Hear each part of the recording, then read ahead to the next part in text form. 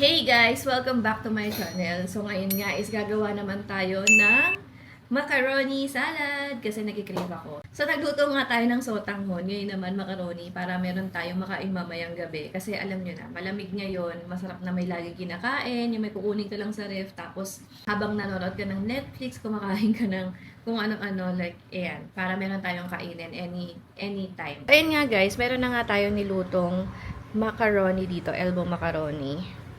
So, ayan. Ayan, ganyan nangyari kasi medyo naiwan ko siya doon sa lutuan. Hindi ko nahango agad. Nakalimutan ko kasi nagugutom na ako. Kumain muna ako. Andito yung iba nating ingredients. Huwag nyo nang i-judge yung paghihiwa ko. Kasi sinabi ko naman sa inyo, diba, na yung kutsilyo ko eh. Sobrang purol talaga. So, meron tayong carrots, meron tayong chicken, cheese, sibuyas, and also ham. So, yan. Pinitok muna yung ham na yan bago ko ilagay dyan. Tapos, meron din tayong all-purpose cream. Of course, hindi pwedeng mawala ang mayonnaise. Meron nga tayong Alaska condensada. Yung chicken is, napakuluan ko na din yon. So, ang gagawin na lang talaga natin is paghahalu-haluin natin yung mga ingredients. Ayan guys, lagyan natin tong sibuyas.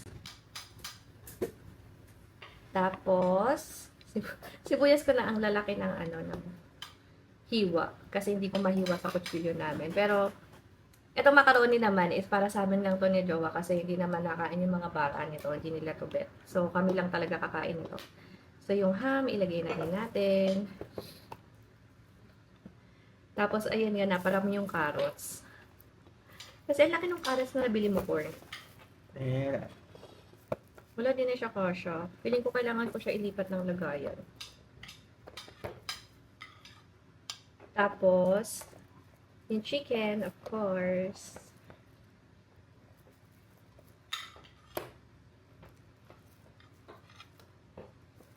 Wala, kailangan ko talaga siya ilipat ng lagayan. Hindi siya kasha. So, maghanap muna ako ng lagayan kasi hindi siya kasha. Hindi siya kasha. Pero try natin haluin. Sarap pa ba kayo? So, ayan. Yung wala yung mga sahog, napunta dun sa kabila. Ilagay na natin yung cheese. Ilagay na natin yan lahat.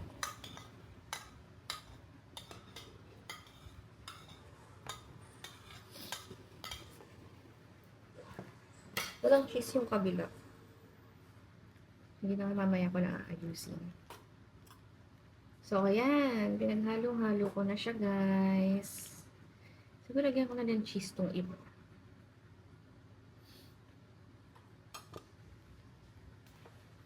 Tapos, magdagan ko pa siyang konti dito. Kasi hindi siya balance. Nandito sa kabila yung lahat ng ingredients. Tapos lahat ng cheese nasa kabila. Ano yun? Hindi kasi siya kasha dito. Wala na akong ibang lalagyan na malaki.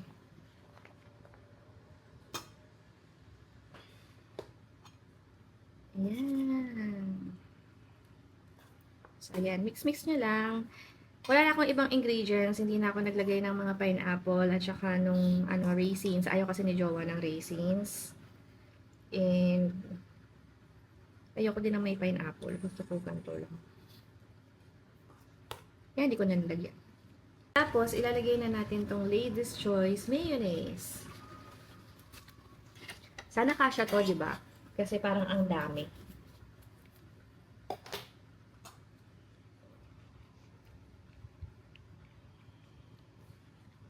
Mahal pa naman itong Lady's Choice Mayonnaise, yung isang ganito. Parang 97 pesos dyan sa tindahan.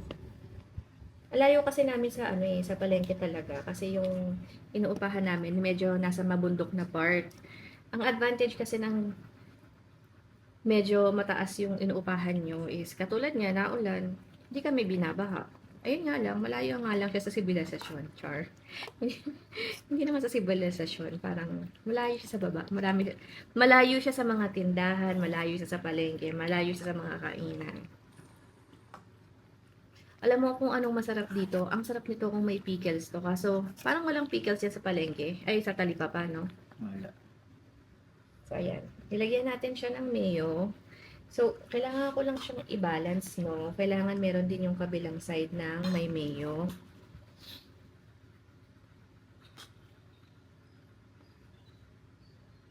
Mayonnaise pa lang nilalagay ko dyan, guys. Tapos, lalagyan ko nitong all-purpose creamer. Creamy sa sarap. Diba? Nestle, baka naman. Parang sasabihin. Nestle, baka naman. Sabihin marami. Nakalagay creamy sarap. Lagyan natin lahat. So, halo-halo lang. Mix-mix lang natin yan. Wala akong maganda pang halo, no? Kutsara lang talaga pinangahalo ko.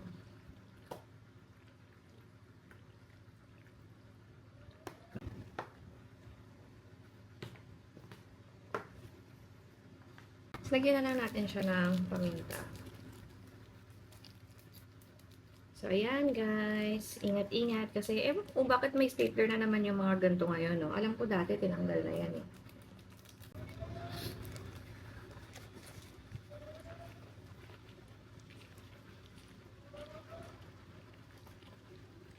So, ayan. Lagyan ko siya ng paminta. Para, alam niyo yan, mas masarap siya. Wala, hindi ko na nangali yung kabila.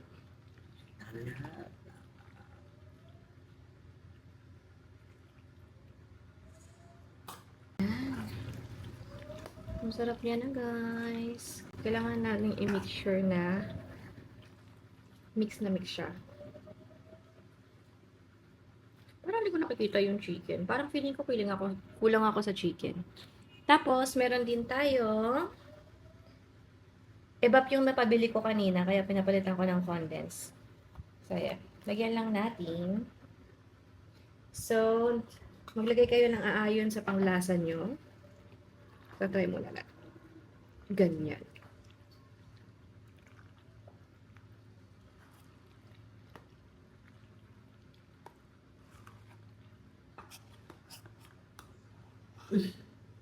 So, ayan na guys. Tapos na ang ating macaroni.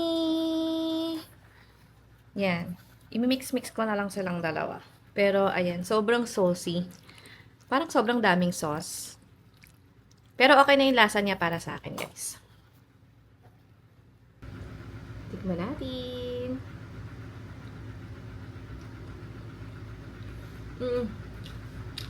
Mas masarap to pag malamig. Carn. Tikman mo. Tikam. Tingnan natin.